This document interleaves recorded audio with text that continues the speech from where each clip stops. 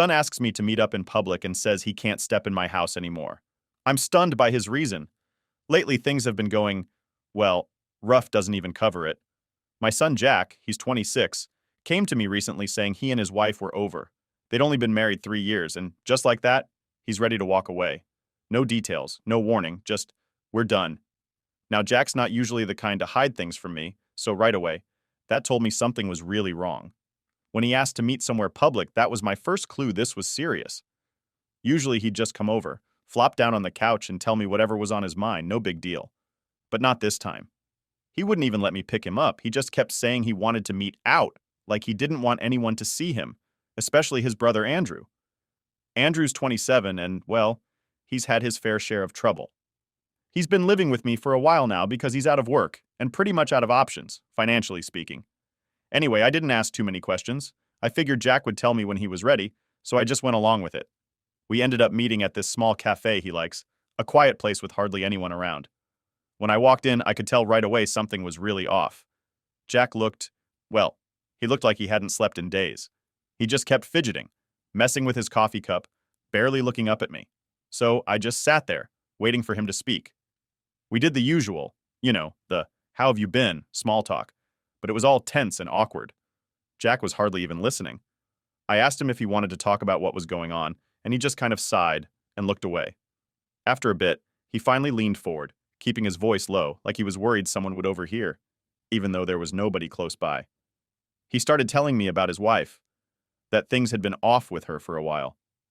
He'd noticed she'd been distant, not just with him, but with everything. Didn't seem interested in their usual stuff, didn't really care about hanging out or going out with him like they used to. It was like she was in another world. Jack thought maybe it was just stress or something, like maybe she was going through her own thing and he didn't want to push her. He's always been the type to give people space. But then he said it got worse. She started staying out late, saying she was just with friends or running errands, stuff that didn't add up. Jack's not stupid. He knew something was up. He just didn't want to believe it. He didn't have any hard evidence, nothing concrete. And that's where it all got real fast. After a few weeks of this, Jack finally decided to check her phone. He's not the type to snoop, but at this point he was desperate. He said he almost didn't do it, almost just let it go. But then he thought, I deserve to know if something's going on. So he went through her messages, and there it was, clear as day. Messages from another man, saying things no married person should be saying to someone else. And the worst part? The guy wasn't just some guy. It was Andrew. I sat there just staring at him, completely stunned. I don't know if you've ever been hit with news so bad it makes your whole brain just shut down. But that's what happened. I couldn't think straight. I didn't know what to say, what to do. All I could manage was, are you sure? And Jack just nodded, looking down at his coffee, his face completely blank. He didn't have to explain more. I could tell by the way he looked that it was true. Now, to say I was blindsided would be an understatement. I'd taken Andrew in because he was struggling. He'd lost his job a while back, didn't have much going for him, and I figured, all right, I'll help him get back on his feet. I never, in a million years, would have thought he'd do something like this to his own brother. I mean, who does that? Jack just kept looking at me, like he was waiting for me to say something, but what do you even say to that? After a long silence, he told me he didn't want me to do anything about it. Didn't want me to confront Andrew, didn't want any big family blow-up. He just wanted to walk away, get out of the marriage, and move on. He didn't want it to turn into some huge mess, which, honestly, I don't know if I could have kept from happening. I mean, this was his brother, living under my roof, and this is what he'd been up to, just sitting there, acting like everything was fine while he tore Jack's life apart. Jack didn't even seem angry, which was almost worse. He looked broken, just completely drained, like he didn't have it in him to even be mad. He said he didn't want me to go off on Andrew or kick him out. He just wanted to leave quietly and try to piece his life back together. I could tell he was serious about it, so I agreed, for his sake, to keep it between us. But inside, I was burning up. Andrew was my son too, and I'd done everything I could to help him, especially when he was down and out. And this is how he repays me? Repays his brother? I couldn't shake the anger. I felt like I'd been blindsided by my own family, and it made me question everything I'd done for Andrew. If I'd known he was capable of something like this, would I have ever let him into my house? Would I have helped him out at all? Jack finished his coffee and just kind of looked at me, waiting to see if I'd say something or react. But all I could do was sit there, staring at the table, trying to wrap my head around it. I finally told him, all right, I won't say anything to him. If you want to keep it quiet, That's what we'll do. Jack seemed relieved, like he'd been holding his breath, just waiting for me to blow up or something. But the truth was, I didn't even have the energy to do that. I was just numb. He left a few minutes later, saying he'd be in touch, that he needed some time to figure things out. I watched him walk out, and I just sat there, alone with my coffee, replaying everything in my mind. It felt like my whole family had been ripped apart in one conversation, and I didn't know how to piece it back together. I went home later, trying to act like nothing had happened, but I could feel the tension building up in me, like a storm I couldn't control. All I kept thinking was, how could he do this to us? After hearing everything from Jack, I went home that night, just trying to keep it together. I'd promised him I wouldn't make a scene or go off on Andrew, but the second I walked through the door and saw his stuff lying around, I could feel my blood boiling. It's one thing to find out someone close to you is a liar or a cheat, but to have it be your own kid? And against his own brother? I felt like I didn't even know who was living under my roof. Andrew was out when I got home, which was probably a good thing because I honestly don't know if I could have kept my cool if I'd seen him right then. I spent the whole night stewing, just pacing around the house, replaying everything Jack had said. Every time I thought about Andrew and what he'd done, I felt this mix of anger and disappointment that I couldn't shake. The next morning, Andrew came back like nothing had happened. He walked in, threw his keys on the counter, and gave me this half-hearted, "Hey." I could barely look at him. Part of me wanted to grab him and shake him, demand to know what he'd been thinking. But I held it in, barely. Instead, I just asked him to sit down because we needed to talk. Right away, he looked nervous. I could tell he knew something was up, but I don't think he had a clue that I knew about him and Jack's wife. He sat down at the table, trying to act casual, like this was just some regular dad-son chat. I sat across from him, taking a deep breath, telling myself to stay calm. I looked him dead in the eye and said, "I talked to Jack." Right away, I saw his face change. It was like he knew the jig was up. He didn't say a word, just stared down at the table, his face going pale. I didn't give him a chance to start making excuses. I just went on, telling him exactly what Jack had told me, how he'd found the messages, how he knew everything. I could see him squirming, his hands shaking a little. For once, he didn't have anything to say. He looked like a kid caught with his hand in the cookie jar, only this wasn't some harmless mistake. This was betrayal, plain and simple. Finally, he muttered something, barely above a whisper. "I didn't mean for it to happen," he said. I almost laughed at that, the ridiculousness of it. Didn't mean for it to happen? How exactly does someone accidentally get involved with their brother's wife? I didn't buy it for a second, and I told him that. I said, "Do you have any idea what you've done to your brother? To this family?" He didn't answer, just kept his head down, avoiding my eyes. I went on, laying into him about the disrespect he'd shown, how he'd taken advantage of Jack's trust, my trust, all of it. Every word just made him shrink a little more, but I didn't care. He needed to hear it. At one point, he started to open his mouth, probably to make another excuse or to try to wiggle his way out of it, but I cut him off. I told him, "No, I don't want to hear it. There's nothing you can say that's going to make this right. Nothing." He sat there silent, looking like he was finally grasping just how serious this was. I asked him straight out, "How long has this been going on?" He hesitated, but after a moment, he admitted it had been a few months. A few months. I could barely believe what I was hearing. He'd been living in my house, eating my food, while sneaking around with his own brother's wife for months. I asked him if he ever thought about what this would do to Jack, what it would do to me. He looked up, almost like he wanted to say yes, but then he just dropped his gaze again. I don't think he ever thought about anyone but himself. It was like the reality of it was only now sinking in for him, but it was too little, too late. When he realized I wasn't about to let him off easy, he finally started begging, practically pleading with me not to throw him out. He said he had nowhere else to go, no job, no money, and that he was sorry. But sorry didn't mean anything to me at that point. I'd heard it all before.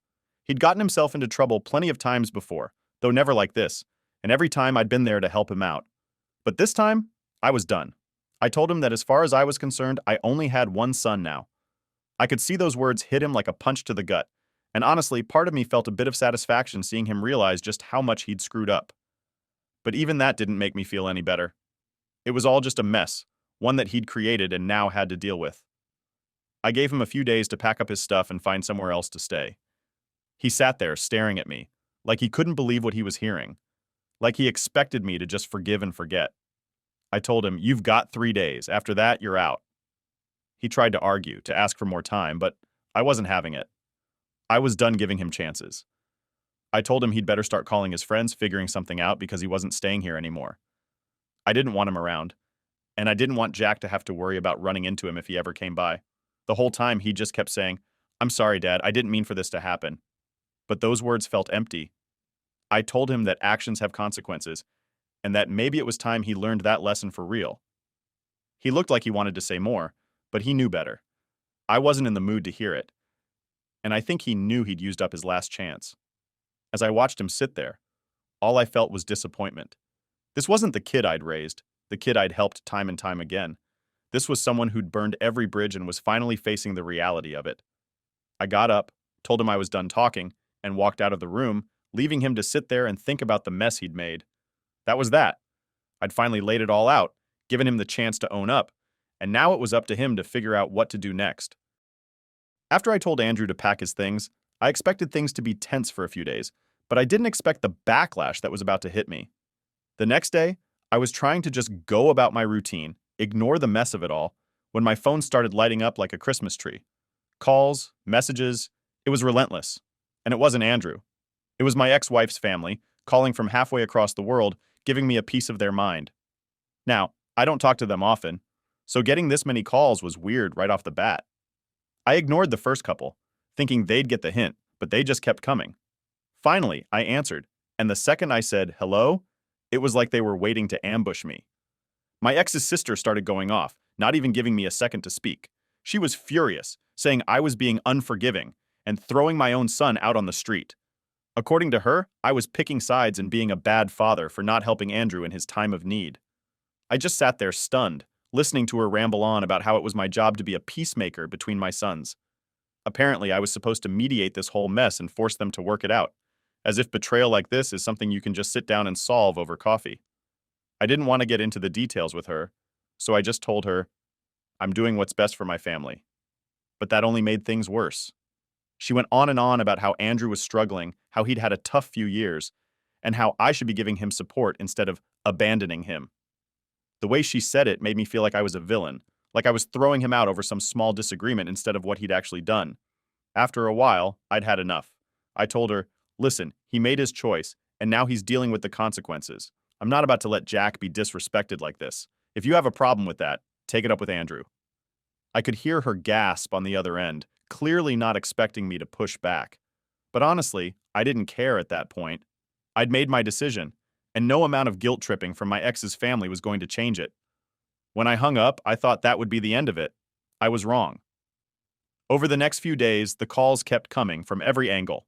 My ex-in-laws, my ex herself, even some family friends who had no business getting involved.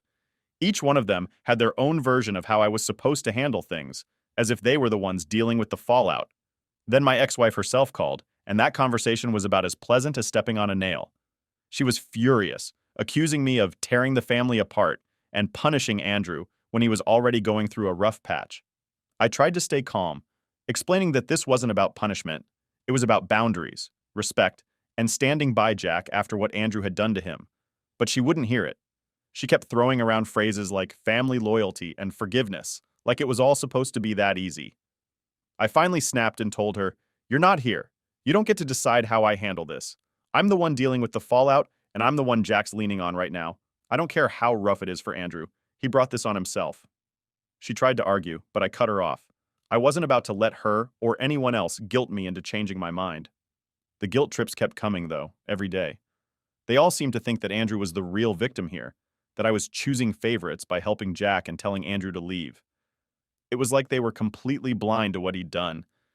I kept wondering if they'd be singing the same tune if it had been their son getting betrayed by his own brother. I doubt it. But since it was Jack and not them, they figured I was just overreacting. By the end of the week, I was exhausted. I'd spent so much time defending my choice that I was starting to feel like the bad guy, even though, deep down, I knew I wasn't. But it's hard to keep that perspective when everyone around you is saying you're wrong. The worst part was, Andrew didn't even try to defend himself. He knew what he did, and he was just letting everyone else fight his battles for him, as if he could sit back and wait for me to change my mind. Through all this, Jack was staying quiet. He was staying with a friend for the time being, not wanting to be around the family drama. I knew he appreciated what I was doing, but he also told me he didn't want me fighting battles on his behalf. He just wanted to move on, forget about it, and cut ties with Andrew entirely. I wished I could do the same, but with all the noise from the family, it felt like an endless tug of war that wouldn't let me move forward. A few nights later, Andrew showed up at the door, looking completely defeated. I hadn't heard from him since I told him to pack up, and I figured he'd been couch surfing with friends. When he walked in, he looked like he'd aged 10 years, like the weight of it all had finally hit him. He didn't say much, just asked if we could talk. Part of me wanted to just close the door in his face, but I knew I needed to hear him out. He apologized again, saying he was sorry for everything, that he'd messed up. He said he was having a hard time finding a place to stay, that his friends were getting tired of him crashing on their couches, and he didn't know what else to do. He asked if he could come back, just for a little while, until he got back on his feet. It took everything in me not to just explode right there. I told him, Andrew, you've burned every bridge you had. You've hurt everyone around you, and now you expect me to just let you walk back in here like nothing happened. I don't think so. He looked at me stunned, like he genuinely couldn't believe I wasn't going to cave. He kept saying, please, Dad, just give me another chance. But I wasn't about to let him off that easy. I told him, this is your mess, Andrew. You made your bed, and now you've got to lie in it. You don't get to come crawling back every time things get hard. He stood there staring at me, probably realizing for the first time that I was serious, that I wasn't going to save him this time. Finally, he nodded, said, all right, and walked out, closing the door behind him. I watched him go, feeling a mix of sadness and relief, like a weight had been lifted but at a cost. After he left, I knew I'd done the right thing. It didn't matter what anyone else thought. I wasn't about to let Jack feel like his own family was against him. I wasn't going to let Andrew's mistakes drag the rest of us down. He made his choice, and now he was going to have to live with it. After I shut the door on Andrew and watched him walk away, I thought things might finally quiet down. I figured the family would eventually let it go, or at least realize that I wasn't budging on my decision. I'd done what I had to do, but of course it wasn't that simple. The calls slowed down a bit, but there was still this nagging sense of unrest hanging over everything. The family wasn't giving up on their idea that I should be forgiving and compassionate towards Andrew. Even after everything, they couldn't see it from my side or from Jack's. Jack stayed with his friend for a few days, giving me some space to deal with the mess Andrew left behind. But one evening, he called me, sounding worn out.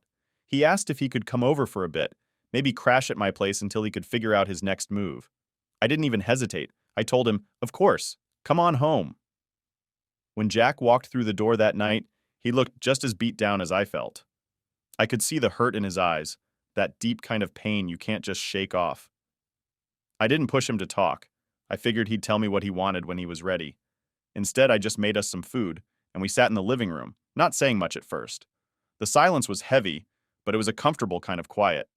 He needed a place to feel safe, and I wanted him to know that he still had that with me. After a while, Jack started opening up. He told me about how things had been falling apart in his marriage long before he'd found those messages from Andrew. He'd tried everything he could think of to make things work with his wife, but it felt like she'd just checked out. He admitted that part of him had known for a while that something was going on, but he'd pushed those thoughts aside, convincing himself it was all in his head. Hearing him say that, I could feel the weight of everything he'd been carrying on his shoulders, trying to hold his marriage together, while his own brother was undermining it from the inside. Jack went quiet for a moment, staring at the floor, and then he said, I trusted him, Dad. I really thought he had my back. I didn't know what to say to that. What could I say? I'd trusted Andrew too, and now we were both left feeling betrayed. All I could do was put a hand on his shoulder and let him know that he wasn't alone in this. The next few days went by with Jack staying at my place. He seemed a bit better each day, like just having somewhere to settle without all the drama was helping him get back to himself. I could see him starting to pick up the pieces, even if it was just small things, taking care of himself, getting back to his hobbies, making plans for work. He didn't talk much about his wife or Andrew, and I didn't push him to. I figured he'd need time to process all of it in his own way. One night, as we were watching some random show on TV, Jack turned to me and said, You know, I'm glad you did what you did. Kicking Andrew out, I mean. I looked at him, surprised. I didn't expect him to bring it up, let alone say that. He went on, If you'd let him stay, I don't think I could have come back here. It would have felt wrong, like my own family was siding with him. I told him, You're my son, Jack. There was never any question who I was going to stand by in this. And I meant it. Seeing the relief in his eyes, I knew I'd made the right choice, no matter what anyone else said. He nodded, like he understood that for the first time. But things weren't exactly smooth sailing. Word got around that Jack was staying with me, and, of course, the family found a way to make that a problem too. I got a couple of calls from my ex's sister and even a message from her cousin. They were all saying the same thing, that I was playing favorites and enabling Jack by letting him move in with me. According to them, it wasn't fair to abandon Andrew while pampering Jack. The logic was lost on me, as if I owed Andrew something after what he'd done. I stopped answering the calls. I didn't see the point in arguing with people who clearly didn't understand what we were dealing with. But the family wasn't the only problem. Andrew tried reaching out a few times, sending messages about how hard things were for him and how he just wanted to talk. I ignored most of them, but one day, Jack saw a message pop up on my phone from Andrew, asking if he could come by and get some things he'd forgotten.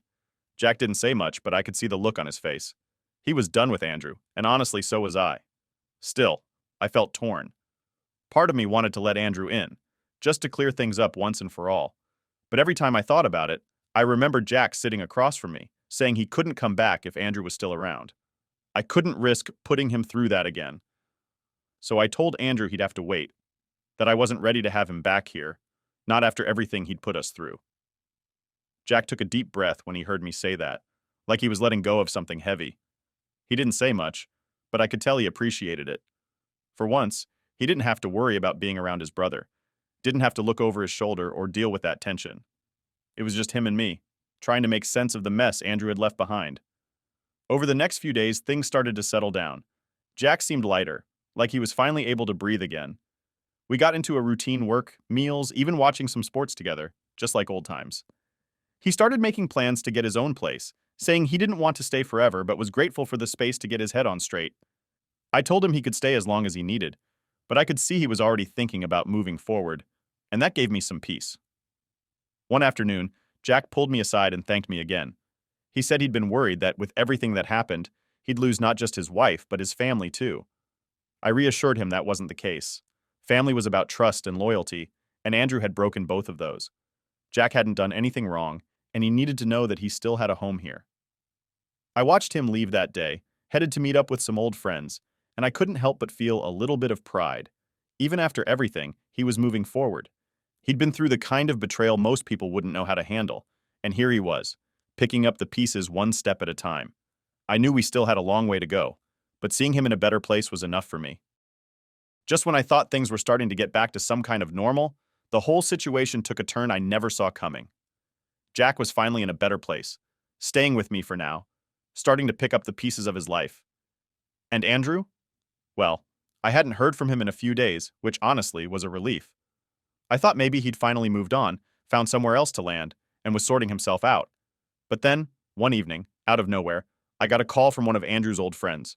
I hadn't spoken to this guy in ages, so seeing his name pop up on my phone was strange, to say the least. When I picked up, I could tell something was wrong right away. The guy sounded tense, like he was hesitant to even bring it up. After a few seconds of awkward silence, he finally said, "Hey, I thought you should know what's been going on with Andrew."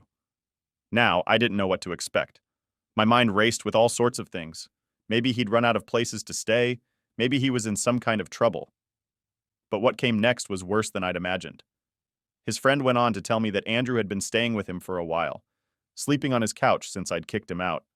Apparently, things started off fine, but soon enough, Andrew was back to his old ways, sneaking around, acting like he was hiding something. At first, his friend didn't think much of it, assuming Andrew was just trying to get back on his feet. But then, the friend found out that Andrew had started up an affair with his wife, sneaking around right under his nose. Hearing this, I just shook my head in disbelief. I knew Andrew was reckless, but this? Again? I could barely get a word in before his friend kept going, almost like he had to get it all off his chest. Apparently, the affair wasn't even the end of it. His friend said that he'd also caught Andrew stashing drugs in their place, some kind of small-time operation he'd been running on the side. The guy told me he'd found the stash hidden in his garage, and that was the final straw for him. He said he wasn't willing to let his home be used like that, especially with his family around.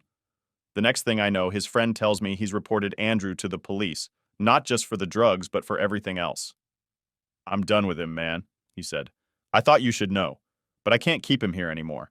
I'm not going to let him destroy my family too." Hearing that, I didn't even know what to feel. It was like a punch to the gut.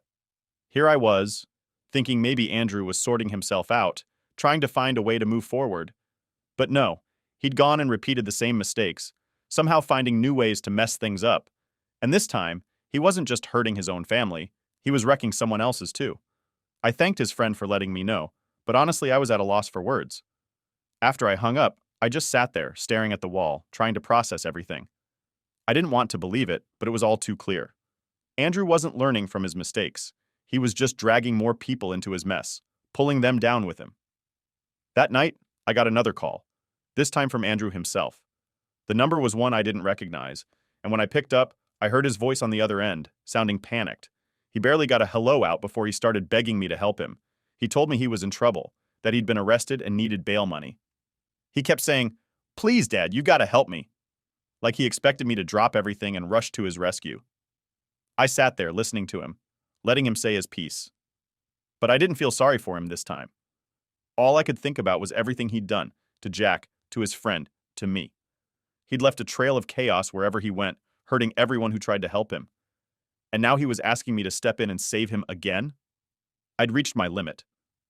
After he finished talking, there was a long silence.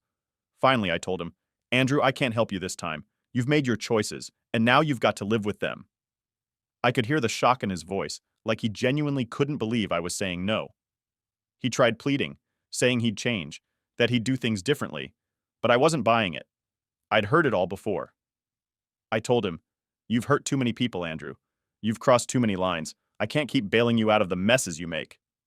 He went quiet on the other end, probably realizing that I meant it this time. He muttered something I couldn't quite make out, but it didn't matter. I was done. I hung up, and that was that. No more calls, no more pleas for help. I knew I'd done the right thing, even if it hurt to do it.